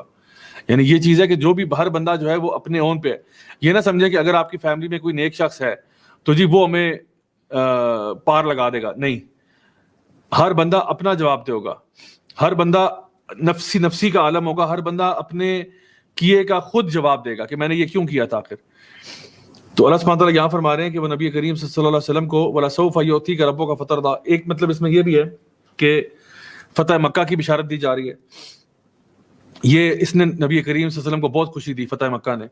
دوسرا یہ بشارت کہ دین جو ہے وہ غالب آ کر رہے گا, جو آپ کو مشن دیا گیا تھا وہ اکمپلش ہوگا, دین جو ہے وہ ہر کچے پکے گھر میں داخل ہوگا, اور اذا جاء نصر اللہ والفتح, کامیابی عطا فرمائی جائے گی آپ کو, اور اللہ تعالیٰ آپ کو مقام محمود عطا فرمائے گا, اور اللہ تعالیٰ آپ کو حوض کوثر عطا فرمائے گا. انا اعطیناک الکوثر, اللہ تعالیٰ آپ کو حوض کوثر عطا فرمائے گا, اور ورفعنا لک ذکرک, اور آپ کا ذکر بلند کر دے گا. یہ ساری چیزیں وہ ہیں جو کہ نبی کریم صلی اللہ علیہ وسلم کی خوشی کا باعث بنے گی, جو یہاں پہ ذکر کیا گیا. تو اللہ تعالیٰ جو ہے وہ آپ کو عطا فرمائے گا, اور کبھی آپ سے یہ واپس نہیں لے گا. یعنی عطا کرنے کا مطلب یہ ہوتا ہے کہ وہ چیز واپس نہیں ہوگی. جو چیز اللہ تعالیٰ آپ کو دے گا اتنا عطا فرمائے گا کہ آپ راضی ہو جائیں گے. لیکن یاد رکھیے کہ یہی نبی کریم صلی اللہ علیہ وسلم جو ہیں, جو اپنی امت سے اتنی محبت کرتے ہیں, ان کے بارے میں قرآن مجید میں سورہ فرقان سورہ نمبر 25 کی آیت نمبر 30 میں یہ بات ارشاد فرمائی گئی کہ نبی کریم صلی اللہ علیہ وسلم اللہ تعالیٰ سے کہیں گے, وقال رسول یا ربی ان قوم اتخذوا, یعنی میری قوم جو ہے اس نے کیا کیا, ھذا القرآن مہجورا, یا اللہ میری قوم نے اس قرآن کو چھوڑ دیا تھا. اللہ اکبر, ہمیں لرز جانا چاہیے. نبی کریم صلی اللہ علیہ وسلم ایک تو ہمارے فیور میں شفاعت کریں گے نا, ایک تو وہ لوگ جو اللہ کے نیک بندے تھے, نبی کے فالوورز تھے, نبی کے امتی تھے, دین پر چلنے والے تھے, ان کی شفاعت کریں گے. جو بھی ان سے چھوٹی موٹی کمیاں کوتاہیاں ہوئیں کہ یا اللہ ان کو معاف کر دے, ان کو جنت میں اعلیٰ مقام دے دے. لیکن پھر نبی کریم صلی اللہ علیہ وسلم گواہی دیں گے ان کے خلاف کہ یا اللہ یہ جو میرے لوگ تھے, میں گواہی دیتا ہوں انہوں نے قرآن کو چھوڑ دیا تھا, انہوں نے قرآن کو چھوڑ دیا تھا. اللہ اکبر. نبی کریم صلی اللہ علیہ وسلم قیامت کے دن گواہی دیں گے کہ یا اللہ یہ میرے امتی نہیں ہو سکتے, انہوں نے قرآن کو تو فالو ہی نہیں کیا. اب ہم خود فیصلہ کریں کہ ہم کس پانی میں. آگے فرمایا الم یجدک یتیما فآوا. اب یہ اللہ سبحانہ تعالیٰ نا اپنے کچھ فیورز گنوا رہے ہیں نبی کریم صلی اللہ علیہ وسلم, اور میں بتاؤں گا اس کو گنوانے کی وجہ کیا ہے. اللہ سبحانہ تعالیٰ نبی کریم صلی اللہ علیہ وسلم کو کچھ فیورز گنوا رہے ہیں. الم یجدک یتیما فآوا, کہ ہم نے آپ کو یتیم نہ پایا اور ہم نے آپ کے لیے ایک ٹھکانہ جو نہ بنا دیا, یا آپ کے لیے ایک شیلٹر بنا دیا, یا آپ کے لیے ایک پناہ گاہ بنا دی, کہ ہم نے آپ کو یتیم نہ پایا تھا. یعنی آپ صلی اللہ علیہ وسلم جو تھے, آپ کے والد کا تو انتقال جو ہے وہ آپ کی پیدائش سے پہلے ہی ہو گیا تھا, اور پھر آپ کی والدہ کی بھی بہت ہی کم عمر میں ان کا بھی انتقال ہو گیا. پھر چچا کے پاس گئے, ان کا انتقال ہو گیا. دادا پہلے دادا کے پاس گئے, ان کا انتقال ہوا. چچا کے پاس گئے, ادھر ان کا انتقال ہوا. سو نبی کریم صلی اللہ علیہ وسلم یعنی انہوں نے یتیمی دیکھی ہے, اور اللہ سبحانہ تعالیٰ فرماتے ہیں کہ آپ یتیم تھے لیکن پھر بھی ہم نے آپ کا خیال رکھا. ہم نے آپ کی لائف میں چیزیں اس طرح سے پوزیشن کی کہ آپ کا خیال رکھا گیا. الم یجدک یتیما فآوا, یعنی جس طرح سے اللہ تعالیٰ نے آپ کا اس وقت خیال رکھا تھا, تو کیا اللہ ابھی آپ کا خیال نہیں رکھ سکتا؟ آپ پہ جو بھی مشکلیں مصیبتیں آ رہی ہیں, جس نے آپ کا یوں خیال رکھا تھا, وہ کیا آج آپ کا خیال نہیں رکھ سکتا؟ یعنی یہ انسان جو ہے نا, ہم بھی کبھی کبھار اپنے اسپیچ میں کسی کو پرانے کام یاد دلاتے ہیں, پرانی باتیں یاد دلاتے ہیں, یہ بتانے کے لیے کہ فیوچر میں بھی ایسا ہی ہوگا. مثلاً اگر آپ کے امی ابو ہیں نا, وہ آپ سے کہتے ہیں کہ بیٹا کیا میں نے تمہاری ٹیوشن کی فیسیں نہیں پے کی, کیا میں نے تمہارے ڈائپر چینج نہیں کیے, کیا میں نے تمہیں صبح اٹھ کے اسکول پک اینڈ ڈراپ نہیں دیا. کہنے کا کیا مطلب ہے؟ مطلب یہ کہ تو میں نے جب سارے کام کیے تو کیا میں تم سے محبت نہیں کرتا؟ یہ سارے کام میں ہی کرتا رہا ہوں. یعنی اگر پہلے کرتا رہا تھا تو اب بھی کر سکتا ہوں, کوئی مسئلہ نہیں ہے مجھے. تو یہ جب کسی کو بتایا جاتا ہے نا پچھلے چیزوں کے بارے میں, وہ اس لیے ہوتا ہے کہ میں پہلے بھی کرتا تھا اب بھی کر سکتا ہوں, کوئی ایسا مسئلہ نہیں ہے. تو اللہ سبحانہ تعالیٰ یہ بتا رہے ہیں کہ یعنی اللہ تعالیٰ نے آپ کا خیال رکھا, جیسے پہلے خیال رکھا, آپ بالکل آپ کے پاس کوئی آسرا نہیں تھا, اسی طرح سے اللہ تعالیٰ ابھی بھی اس بات پر قادر ہے. سو اللہ تعالیٰ ان کو اس بات کی طرف بتا رہا ہے کہ اللہ تعالیٰ بالکل آپ کا خیال رکھے گا. وَوَجَدَكَ ضَالًّا فَهَدَىٰ, اور اللہ تعالیٰ نے آپ کو ڈھونڈتا ہوا پایا, آپ کو تلاش کرتا ہوا پایا, آپ کو راستہ تلاش کرتے ہوئے پایا. وَوَجَدَكَ ضَالًّا فَهَدَىٰ, اور پھر اللہ نے آپ کو ہدایت کے رستے پر لگا دیا. یعنی نبی کریم صلی اللہ علیہ وسلم جو تھے نا, وہ تلاش کر رہے تھے کہ مجھے کوئی رستہ تو ملے, یہ لوگ کہاں جا رہے ہیں. آپ غار حرا میں جا کے بیٹھ جاتے تھے, اپنے قوم کے غم کو محسوس کرتے تھے کہ جی میرے معاشرے میں بچیوں کو دفنایا جا رہا ہے, لوگ ہر قسم کا کفر اور شرک کر رہے ہیں, غریب جو ہے وہ غریب تر ہوتا جا رہا ہے, امیر تر ہوتا جا رہا ہے, سوسائٹی میں جسٹس نہیں ہے, غلاموں کے ساتھ جو سلوک ہو رہا ہے, کتنا ظلم ہو رہا ہے. یہ ساری باتیں آپ دیکھ رہے تھے اور آپ چاہتے تھے اس کا سولوشن کیا ہے. اس کا سلوشن کیا ہے؟ اللہ تعالیٰ فرماتے ہیں وَوَجَدَكَ ضَالًّا فَهَدَىٰ، آپ کو ہم نے دیکھ لیا جب آپ راہ کی تلاش میں تھے، اور پھر ہم نے آپ کو وہ ہدایت کا رستہ دکھا نہیں دیا تھا، آپ کو غار ہرا میں بلا کر وہی آپ پر نازل نہیں کر دی تھی، آپ کو بتا نہیں دیا تھا کہ اصل فارمولا کیا ہے لوگوں کی مدد کرنے کا۔ حدیث قدسی میں آتا ہے کہ اللہ تعالیٰ فرماتے ہیں کہ اے میرے بندو، تم سارے کے سارے لاسٹ ہو، گمراہ ہو، سوائے اس کے جس کو میں ہدایت دیتا ہوں۔ تم سب کے سب بھوکے ہو سوائے اس کے جس کو میں کھانا کھلاتا ہوں۔ تم سب کے سب ننگے ہو سوائے اس کے جس کو میں کپڑے پہناتا ہوں۔ یقیناً ہم سارے کے سارے نا گمراہ ہیں، ہم سارے لاسٹ ہیں، ادھر ادھر گھوم رہے ہیں، بھٹک رہے ہیں، سوائے اس کے جس کو اللہ ہدایت دے دے۔ لیکن اللہ ہدایت اس کو دیتا ہے جو ہدایت کو چاہتا ہے، جو خود اپنے لیے ہدایت چاہتا ہے اس کو اللہ تعالیٰ ہدایت دیتا ہے۔ جو چاہتا ہی نہیں ہے ہدایت، جس کی لسٹ میں ہی نہیں ہے ہدایت کا ہونا، تو اس کو کہاں ہدایت ملے گی؟ تو اب آپ اپنے بارے میں سوچئے کہ آپ بھی تو اس قرآن کلاس تک پہنچ ہی گئے نا، آپ بھی تو اللہ تعالیٰ کی کتاب تک پہنچے نا۔ کیسے پہنچے؟ کیا ایک وقت ایسا نہیں تھا جب آپ بھی گمے ہوئے تھے، آپ بھی تلاش کر رہے تھے، آپ بھی جگہ جگہ ٹکرے مار رہے تھے، آپ بھی بھٹک رہے تھے ادھر ادھر مختلف دنیا داریوں کے اندر، دنیا کے کاموں کے اندر، اور اللہ نے آپ کو ہدایت دی اور یہاں تک پہنچا دیا کہ آپ الحمدللہ قرآن مجید کو پڑھ رہے ہیں یا سمجھ رہے ہیں یا سیکھ رہے ہیں؟ کیا یہ شکر کرنے والی بات نہیں ہے اللہ تعالیٰ کی؟ کیا اس پہ انسان کو شکر گزار نہیں ہونا چاہیے کہ اللہ میں کہاں اس قابل تھا کہ تو مجھے ہدایت دیتا، میں کہاں اس قابل تھا، میں تو گناہ گار تھا، میں تو در در ٹکرے مارا تھا، ٹھوکریں کھا رہا تھا زمانے کی، اور کتنا بڑا تیرا احسان ہے کہ تو نے مجھے اس ہدایت کے راستے پر ڈال دیا۔ اور اللہ تعالیٰ ہمیں مرتے دم تک اس پر قائم رکھے۔ نبی کریم صلی اللہ علیہ وسلم کی دعاؤں میں سے ایک دعا، یا مقلب القلوب ثبت قلبی علی دینک، کہ دلوں کے پھیرنے والے میرے دل کو اس دین پر قائم رکھنا۔ تو آپ خود ذرا سوچئے گا، آج آپ کا ہوم ورک ہے کہ ذرا سوچئے گا کہ آپ یہاں تک کیسے پہنچے، آپ ایک قرآن کلاس تک کیسے پہنچے۔ یقیناً اللہ تعالیٰ آپ سے بہت خیر کا معاملہ چاہتا تھا کہ اللہ آپ کو یہاں تک لے آیا، ورنہ کئی لاکھوں ایسے لوگ ہیں جو اپنے گھروں میں بیٹھے ہوئے ہیں، کوئی کچھ کر رہا ہے، کوئی کچھ کر رہا ہے، جن کو توفیق ہی نصیب نہیں ہو رہی کہ وہ قرآن مجید کو پڑھ سکیں، سمجھ سکیں، سیکھ سکیں، توفیق ہی نہیں ہو رہی ان کو۔ کبھی ہوتا ہے نا انسان، توفیق کیا ہوتی ہے، یعنی کبھی کبھار ہوتا ہے انسان بازار گیا، کتاب لے کے آیا، کوئی بڑی اہم کتاب تھی اس نے پڑھنی تھی، لیکن 6 مہینے سے وہ شیلف پہ پڑی ہوئی، توفیق ہی نہیں ہو رہی کتاب پڑھنے کی، توفیق ہی نہیں۔ لیکن توفیق اللہ کی طرف سے ہوتی ہے، اس کو ہوتی ہے جو اس کی جستجو کرتا ہے۔ تو بڑے ایسے لوگ ہیں۔ تو اللہ تعالیٰ نے آپ کو ہدایت کے رستے پہ لایا۔ نبی کریم صلی اللہ علیہ وسلم کے کانٹیکس میں جب ہم دیکھتے ہیں تو آپ ایک ایسی سٹیٹ میں تھے جب آپ کے پاس وحی نہیں تھی، اور پھر جب ہدایت آئی تو وہ وحی کے ذریعے آئی۔ اللہ یعنی آپ صلی اللہ علیہ وسلم کو بتایا گیا کہ اللہ کی ورشپ کیسے کرنی ہے، اللہ تعالیٰ کی عبادت کیسے کرنی ہے، اور اسی لیے پھر آپ کا غور و فکر، تدبر جو تھا اور جستجو جو تھی وہ آپ کو یہاں تک لے آئی۔ اور یہی فرق ہوتا ہے ایک فلاسفر میں اور ایک نبی میں، ایک رسول میں، کہ فلسفی جو ہے نا وہ ہو سکتا ہے کہ اپنی یعنی عقل کے ذریعے نا ایک خاص مقام تک پہنچے، لیکن الٹیمیٹ گائیڈنس نہیں اس کو مل سکتی جب تک کہ وہ ریولیشن نہیں ہوگا۔ نبی جو ہے نا اس کے پاس ریویلڈ نالج آ رہا ہوتا ہے، فلاسفر جو ہے نا وہ گراؤنڈ اپ جاتا ہے، وہ بیسکلی نا اپنے عقل شعور کو استعمال کرتے ہوئے اوپر چڑھتا ہے، کبھی کبھار بہت ہی کنی کھا جاتا ہے، کسی اور جگہ چلا جاتا ہے، پھسل جاتا ہے، بھٹک جاتا ہے کبھی کبھار، اور کبھی کبھار ہوتا ہے کہ وہ صحیح نتیجے پہ جو ہے نا پہنچ گیا، لیکن الٹیمیٹ ٹروتھ تک فلسفی بھی نہیں پہنچ سکتا، الٹیمیٹ ٹروتھ تک فلسفی بھی نہیں پہنچ سکتا، کہیں پہ دماغ کی بھی بریکیں لگ جاتی ہیں۔ دماغ آپ کا یا تو نا کہ انفینٹ ہوتا، انفینٹ تو نہیں ہے، دماغ کی بھی کہیں نہ کہیں جا کے نا بس ہو جاتی ہے، بس یار اس سے اوپر میں جا ہی نہیں سکتا۔ پھر وہی کا سلسلہ جو ہے نا وہ آپ کو بتاتا ہے کہ آخر اللہ تعالیٰ نے یہ سارا نظام کیا بنایا، کیسے بنایا، کیوں بنایا، یہ سب چیزیں جو ہے نا وہ ریولیشن کے ذریعے آپ کو ہدایت ملتی ہے کہ آپ کو کیا کرنا چاہیے۔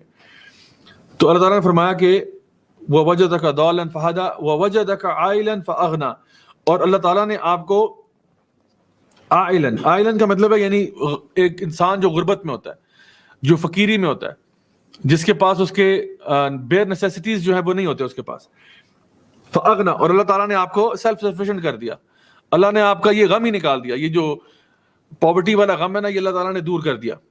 یعنی اس میں بعض علماء نے یہ بات دیکھی کہ جب نبی کریم صلی اللہ علیہ وسلم کی شادی ہوئی سیدہ خدیجہ سے، تو الحمدللہ بہت ساری آپ کی جو فائنینشیل چیزیں تھیں وہ سیدہ خدیجہ کے ذریعے پوری ہو گئیں، اور انہوں کیونکہ وہ ایک بزنس وومن تھی, انہوں نے بہت اللہ کی راہ میں خرچ کیا, انہوں نے دین اسلام کی بہت خدمت کی.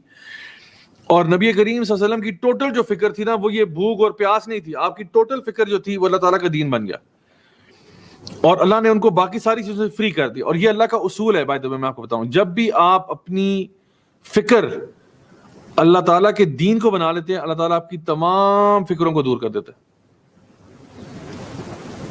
یقیناً یہ بات سچ ہے, اور خدا کی قسم یہ بات سچ ہے. آپ جب بھی اپنی فکر جو ہے نا وہ دین کو بنا لیتے ہیں, آپ کہتے ہیں میرا اٹھنا بیٹھنا, میرا سوچنا سمجھنا سب اللہ تعالیٰ کے دین کے پیچھے ہے, تو اللہ تعالیٰ آپ کی ساری ٹینشنوں کو دور کر دیتے ہیں.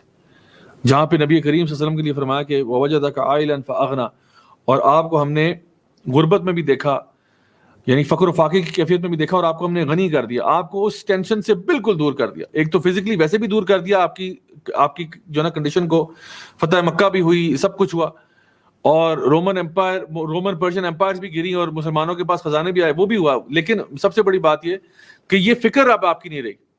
جو پہلے کسی کی فکر ہوتی ہے نا کہ جی مال دولت پیسہ, وہ فکر اب آپ کی فکر نہیں رہی. اللہ سبحانہ تعالیٰ نے جہاں پہ یہ تین چیزوں کا ذکر کیا کہ اللہ تعالیٰ آپ جب یتیم تھے ہم نے آپ کا خیال رکھا, آپ جب تلاش کر رہے تھے ہم نے آپ کو راستہ دکھایا, اور جب آپ کے پاس یعنی بھوک و افلاس کا معاملہ تھا, غربت طاری تھی, تو ہم نے آپ کو وہاں سے بھی اس سے بھی فری کر دیا. تین فیورز گنوائے, آگے اب تین احکامات آ رہے ہیں.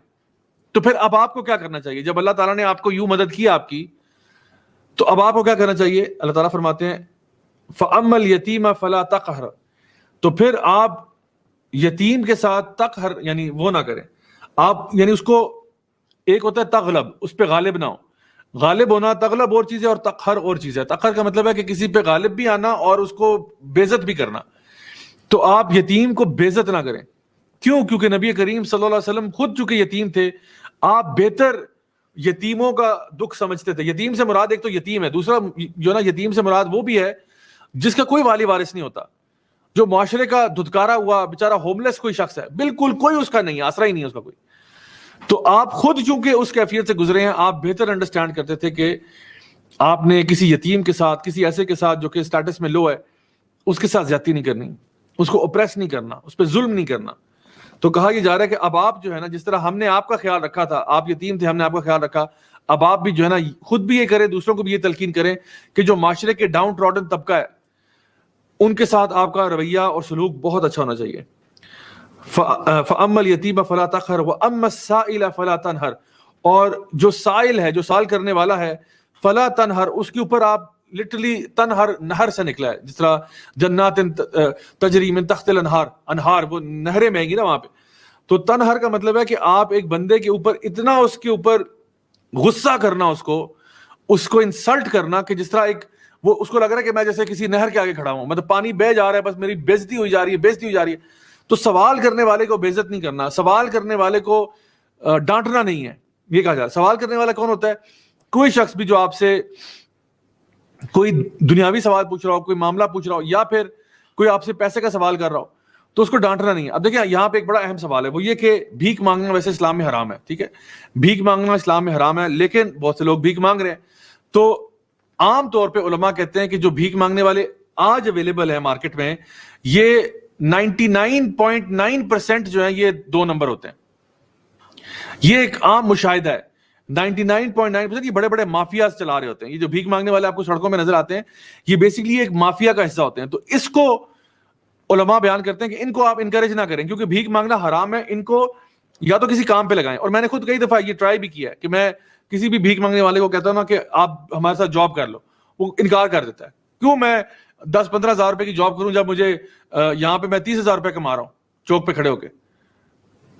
تو وہ بھی ہو سکتا ہے کہ یعنی ڈیلی بیسس پہ وہ جو ہے نا وہ ہو سکتا ہے کہ 10-15 ہزار کما رہا ہو ڈیلی بیسس پہ, تو لیٹ الون کہ میں اس کو 15,000 روپے مہینے کا دوں. Now the idea is کہ آپ ان لوگوں کو ان پہ اسپینڈ کریں جو آپ کے قریب ہیں, ذی القربہ جو آپ کے قریب ہیں, ان پہ اسپینڈ کریں خاص طور پہ, کیونکہ ان کو آپ جانتے ہیں, آپ ان کو اچھی طرح جانتے ہیں. یا ایسے لوگ جو کہ آپ کے قریب نہ بھی ہوں لیکن آپ کو پتا ہے کہ یہ ڈیزرونگ لوگ ہیں, ان کو میں جانتا ہوں, ان کے بارے میں مجھے انفارمیشن پتا ہے, یہ ڈیزرونگ ہے, یہ واقعی سفید پوش لوگ ہیں, یہ مانگیں گے بھی نہیں کسی سے. تو مجھے ان کا خیال کرنا چاہیے. آپ معاشرے میں اپنی آنکھیں اور کان کھول کے رکھتے ہیں کہ بھئی کوئی ایسے لوگ ہیں تو میں ان کی ہیلپ کروں, ان کو فائنینشیل اسسٹنس دوں, یہ تو آپ کریں. لیکن جہاں تک یہ بات ہے کہ جو لوگ خود مانگ رہے ہوتے ہیں, جیسے اکثر لوگ مسجد میں گھس آتے ہیں یا کئی چوکوں پہ نظر آتے ہیں, جو پروفیشنلز ہوتے ہیں جو کہ زیادہ بڑی تعداد ہے, ان کو ڈسکریج کرنا چاہیے. لیکن ڈسکریج کا مطلب یہ نہیں ہے کہ آپ ان کو بے عزت کریں, بے عزت پھر بھی نہیں کرنا. وَأَمَّا السَّائِلَ فَلَا تَنْهَرْ, آپ نے ڈانٹنا پھر بھی نہیں, آپ کو بس ٹھیک ہے نہیں دے سکتا, آئی ایم سوری, کسی کام کی آفر کر دیں, کام لیتے ہیں تو ٹھیک ہے, ویل اینڈ گڈ, لیکن ڈانٹنا, چیخنا, چلانا نہیں, یہ کام نہیں کرنا. تو یہاں پہ یہ کہا جا رہا ہے کہ اپنا جو رویہ ہے نا, جو بھی لوگ ہیں معاشرے کے, ان کے ساتھ رویہ آپ کا ٹھیک ہونا چاہیے. اور خاص طور پہ میں سمجھتا ہوں کہ جب ہماری کوئی ایسی سچویشن آتی ہے جہاں پہ ہم اریٹیٹ ہو رہے ہو, ایک بندہ بار بار سوال پوچھ رہا ہے اور بار بار جو ہے نا اریٹیٹ کر رہا ہے, یہیں پہ آپ کو آپ کا اسٹرینتھ آف کیریکٹر چاہیے ہوتا ہے کہ جہاں پہ آپ اپنے غصے کو کنٹرول کرتے ہیں. غصہ اگر آپ ہی رہا کسی پہ بہت آپ کو اریٹیٹ بھی کر رہا ہے, غصے کو جو ہے نا کنٹرول کریں, کیونکہ اصل میں تو طاقتور تو وہی ہے حدیث کے مطابق جو کہ غصے کو کنٹرول کرتا ہے. طاقتور جو ہے وہ پہلوان نہیں ہوتا. تو بہرحال یہ ساری چیزیں اس طرف بتاتی ہیں ہمیں کہ اچھا کردار ہونا بہت ضروری ہے. یعنی یہ جتنی بھی چیزیں نبی کریم صلی اللہ علیہ وسلم کو بتائی جا رہی ہیں کہ پھر آپ کیا کریں, آپ سائل کو ڈانٹنا نہیں ہے آپ نے, اور جو یتیم ہے اس کے ساتھ آپ نے جو ہے نا ایک اچھا سلوک رکھنا ہے, اس کے ساتھ ظلم نہیں کرنا. اور یعنی یہ ساری باتیں بتانے کے بعد اللہ سبحانہ تعالیٰ ارشاد فرماتے ہیں وَأَمَّا السَّائِلَ فَلَا تَنْهَرْ وَأَمَّا بِنِعْمَةِ رَبِّكَ فَحَدِّثْ. اور پھر ایک اور کام جو آپ نے کرنا ہے وہ یہ ہے کہ پھر اللہ تعالیٰ کی نعمتوں کے بارے میں دوسروں کو بتانا ہے. یعنی اس سے نعمت کیا ہے کہ جو بھی ایز, ریلیکسیشن, کمفرٹ اللہ تعالیٰ نے آپ کو عطا فرمایا ہے, اس کا ذکر آپ نے دوسروں سے کرنا ہے, یعنی کہ شکر کے اعتبار سے. اس کا مطلب یہ نہیں ہے کہ انسان اپنی جو اللہ تعالیٰ نے اس کو نعمتیں دی ہیں اس کے بارے میں شو مارنے میں اور اللہ کا شکر ادا کرنے میں فرق ہے. ایک انسان کہتا ہے کہ دیکھو اللہ کا بہت شکر ہے کہ اللہ تعالیٰ نے مجھے الحمدللہ اچھی گاڑی عطا فرمائی, اچھا گھر عطا فرمایا, اللہ کا بہت بہت شکر ہے. اور ایک ہوتا ہے وہ ہر وقت یہی چیزیں جو ہے نا بس دوسروں کے سامنے as a way of show of کے طور پہ مینشن کرتا رہتا ہے کہ دیکھو میرا گھر تمہارے گھر سے کتنا بڑا ہے, دیکھو میری گاڑی تمہاری تو کیا فضول سی گاڑی ہے, تم کیا چیز. اب دوسروں کو حقارت کی نظر سے دیکھنا, یہ پرابلم ہے. لیکن جب آپ کوئی چیز اللہ کا بہت کرم ہے, اللہ تعالیٰ نے مجھے نیک اور صالح اولاد عطا فرمائی, اللہ کا بڑا کرم ہے, اللہ تعالیٰ نے مجھے اچھی جاب عطا فرمائی, اللہ کا بڑا کرم ہے, اللہ نے مجھے یہ دیا وہ دیا, جو بھی کچھ ہے, وَأَمَّا بِنِعْمَةِ رَبِّكَ فَحَدِّثْ. تو لوگوں میں یہ شکر گزاری کی چیز جو ہے نا یہ پیدا کرنا, یہ اچھی بات ہے. یہ سورہ جو ہے سبحان اللہ, یہ اس کی تھیم کیا ہے, یعنی جب بھی آپ لائف میں اداسی سے گزر رہے ہوں, غم سے گزر رہے ہوں, تو اللہ تعالیٰ کا یہ وعدہ آپ کے ساتھ ہے کہ کیا تیرے رب نے تیرا خیال نہیں رکھا تھا. اب میں یہ آپ سے بات کر رہا ہوں ڈائریکٹلی, کیونکہ یہ تو ہم نے نبی کی بات تو ہم نے کر لی. ہمارے لیے کیا اہمیت ہے سورہ کی؟ جب بھی آپ زندگی میں ڈپریشن سے گزر رہے ہوں, اداسی سے گزر رہے ہوں, آپ یہ سوچیں کیا اللہ تعالیٰ نے, آپ بھی کسی ٹائم پہ ایسے تھے جو ہیلپ لیس تھے, اللہ نے آپ کی مدد فرمائی. آپ بھی کسی ٹائم پہ ایسے تھے جہاں پہ آپ کو پوچھنے والا کوئی نہیں تھا, اللہ نے آپ کو وہاں سے نکالا. آپ بھی کئی دفعہ مصیبتوں میں آئے, مصیبتوں میں پھنسے, اور اللہ نے آپ کو وہاں سے باہر نکالا. یہ ہوا کہ نہیں ہوا؟ سوچیے گا ذرا. بلکہ میں آپ کو ہوم ورک یہ دے رہا ہوں, گھر جا آپ نے نا یہ باقاعدہ پیپر نکال کے اس پہ لکھیں کہ یہ واقعہ ہوا تھا مجھے رب نے بچا لیا, یہ واقعہ ہوا تھا مجھے رب نے بچایا, یہ واقعہ ہوا مجھے رب نے بچایا. مجھے بتائیں اب آگے کوئی پرابلم آتی ہے, جس رب نے آپ کو درجنوں پرابلم سے باہر نکالا ہے, اور آج آپ یہاں پہ بیٹھے لیکچر سن رہے ہیں, جس رب نے آپ کو درجنوں پرابلم سے باہر نکالا اور آج آپ یہاں پہ آ کے لیکچر سن رہے ہیں, آگے کا پرابلم یا ابھی کوئی پرابلم اگر آپ فیس کر رہے ہیں, کیا آپ کا رب اس کو وہاں سے باہر نہیں نکالے گا آپ کو وہاں سے؟ کیا آپ کا رب یہ طاقت اور قدرت نہیں رکھتا کہ جس نے آپ کو اتنی مشکلوں سے باہر نکالا وہ آپ کو آگے جا کے بھی مدد فرمائے گا آپ کی؟ تو یہ اللہ تعالیٰ کی بہت بہت بڑی مہربانی ہے کہ اللہ اپنے بندوں کو پکارتا ہے, ان سے کہتا ہے کہ میں نے تیرا اتنا خیال رکھا تو کیا میں تجھے چھوڑ دوں گا, آگے چھوڑ دوں گا؟ نہیں, اللہ یقیناً ہمارے ساتھ ہے. بلکہ وہ لوگ خاص طور پر جو اللہ تعالیٰ کے دین کے ساتھ جڑ جاتے ہیں, نیکیوں کی طرف جڑ جاتے ہیں, اللہ تعالیٰ کی فرمانبرداری والے کام کرتے ہیں, ان کی تو بالخصوص اللہ تعالیٰ مدد فرماتا ہے. ان سے اللہ تعالیٰ بہت پیار کرتا ہے, جس طرح نبی کریم صلی اللہ علیہ وسلم کو اتنے پیار سے مخاطب کیا جا رہا ہے, اتنے پیار سے مخاطب کیا جا رہا ہے. اور جس طرح یہ سورہ جو ہے نا ان کے لیے ایک روشنی کی کرن بن کے سامنے آئی, اس سورہ نے نبی کریم صلی اللہ علیہ وسلم کے دل کو ٹھنڈک پہنچا دی. بالکل اسی طرح سے جب بھی آپ کسی مصیبت سے گزر رہے ہوں, ضرور اس سورہ کو پڑھیں, غور کریں, سمجھیں. یہ جو ہم نے سیشن میں آج باتیں کی ہیں ان کو پڑھیں, ان کو دوبارہ ان کے اوپر سوچیں کہ میں تو کچھ بھی نہیں ہوں، میں تو کچھ بھی نہیں ہوں. جب بھی مجھے کوئی مشکل آئی ہے میرے رب نے مجھے باہر نکالا ہے. اور سب سے بڑا اللہ کا کرم یہ ہے میرے پہ کہ اللہ نے مجھے ہدایت کے راستے پر چلا دیا. سب سے بڑا کرم یہ ہے کہ اللہ نے ہدایت کے راستے پر چلا دیا. مجھے اگر $1 ٹریلین بھی مل جاتے نا تو وہ اتنا بڑا کرم نہیں تھا جتنا یہ تھا کہ مجھے ہدایت کے راستے پہ، کیونکہ یہ جو ہدایت کا رستہ ہے یہ سیدھا انسان کو جنت میں پہنچا دیتا ہے. اور جنت کا مقابلہ آپ اربوں خربوں میں نہیں لگا سکتے. جنت کا ایک چھوٹا سا ٹکڑا بھی جو ہے نا اس کی قیمت یہ دنیا اور جو کچھ اس میں ہے اس سے زیادہ ہے. سو اگر اللہ تعالیٰ نے آپ کو ہدایت کے راستے پر ڈال دیا تو سب سے بڑا کرم اللہ کا یہ ہے. اور یقیناً میں اور آپ اچھی طرح یہ بات جانتے ہیں کہ ہم اس قابل نہیں تھے. میں اور آپ اچھی طرح یہ بات جانتے ہیں کہ ہم اس کے قابل نہیں تھے. اللہ کا بہت کرم ہے. دیکھو اتنے زیادہ لوگ ہیں دنیا میں، اتنے زیادہ لوگ ہیں، بلینز آف پیپل ہیں، 6.2 6.3 بلین لوگ ہیں دنیا میں. اور اگر اللہ تعالیٰ نے ان لوگوں میں سے کچھ لوگوں کو چن لیا اور دین کی طرف لے آیا تو اس میں ہمارا کوئی کمال نہیں ہے. ہمارا صرف اتنا سا ایفرٹ ہے کہ ہم نے دل میں شاید تمنا کی ہوگی، کبھی کسی بڑے بزرگ کی دعا لگی ہوگی، لیکن اللہ تعالیٰ بہت رحمان و رحیم ہے. My dear brothers and sisters, زندگی میں نا اللہ تعالیٰ آپ کے مختلف ٹرائلز آئیں گے، مختلف ٹیسٹ آئیں گے جو آپ کے کنٹرول سے باہر ہوں گے. بہت سارے ٹرائلز آئیں گے، بہت سارے ٹیسٹ ایسے آئیں گے جو آپ کے کنٹرول سے باہر ہوں گے. کئی چیزیں ایسی ہوں گی جو آپ کو بڑی پریشان بھی کریں گی. لیکن آپ نے یہ بات یاد رکھنی ہے کہ جس ذات کی طرف سے یہ ٹیسٹ آیا نا وہی ذات ہمیں وہاں سے باہر نکالے گی. میری بات سمجھ میں آ رہی ہے آپ کو؟ جو مصیبت، ٹرائل، ٹیسٹ، ڈیفیکلٹی آپ کی لائف میں آئی ہے یقیناً اللہ کی مرضی سے ہی آئی ہے نا، اللہ کی رضا سے ہی آئی ہے، اللہ تعالیٰ کے اذن سے آئی ہے. جس رب کی طرف سے وہ چیز آئی ہے آپ کو ٹیسٹ کرنے کے لیے، دیکھنے کے لیے کہ آپ کتنے پانی میں. جس ذات کی طرف سے وہ چیز آئی ہے نا اسی ذات نے آپ کو وہاں سے باہر نکالنا ہے.